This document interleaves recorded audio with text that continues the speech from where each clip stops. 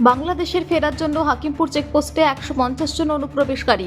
গত এক সপ্তাহে 900 জন বাংলাদেশি ধরা পড়েছে হোল্ডিং সেন্টারে 350 জন।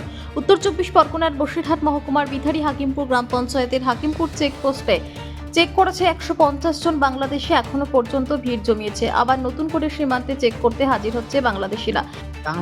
বাংলাদেশে কোথায়? খুলনা, এদিকে কোথায় থাকতেন? পশ্চিমবাংলায়, কোথায় থাকতেন? কলকাতায়। কলকাতা থাকতেন। কলকাতা। কতদিন আগে এসেছিলেন? আচ্ছা, করোনার একটু আগে, 2 মাস আগে। করোনার 2 মাস আগে এসেছি। তা কোনো কাগজপত্র হয়নি? এখন ফিরে যাচ্ছেন কেন? যাচ্ছি, ফিরে যাচ্ছি, আর সুবিধা হচ্ছে না। এখানে এসেছেন কেন?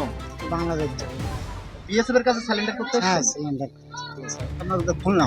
খুলনা বাড়ি? হ্যাঁ, এই কত বছর আগে আসছিলেন? আমি বেশি দিন না, আমি এসে ডাক্তার দেখাতে এসেছিলাম। আমি বছর ধরে কাছে শেখ হাসিনা আসলি না, তারপর পরে এসেছি।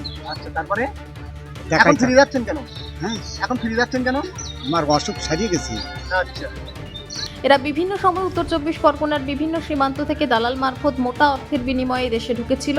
এই রাজ্য ছেড়ে ভিন রাজ্যে বিভিন্ন কাজ করতে, এমনকি এই রাজ্যের বিভিন্ন সরকারি প্রকল্পের সুবিধা পেতেই বাংলাদেশিরা অকপটে স্বীকার করছে। ইতিমধ্যেই বাদুড়িয়া, স্বরূপনগর 3টি হোল্ডিং সেন্টারে 350 জন অনুপ্রবেশকারীকে রাখা হচ্ছে। ইতিমধ্যে তাদের তথ্য, সঠিক পরিচয়পত্র যাচাই করা হচ্ছে। ফিঙ্গারপ্রিন্ট থেকে বায়োমেট্রিক সবটাই করছে বিএসএফ এর আধিকারিকেরা। সঠিক তথ্য যতক্ষণ না পর্যন্ত পাবে তাদেরকে দেশে ফেরানো হবে না বলে জানিয়েছে খবর বিএসএফ সূত্রে।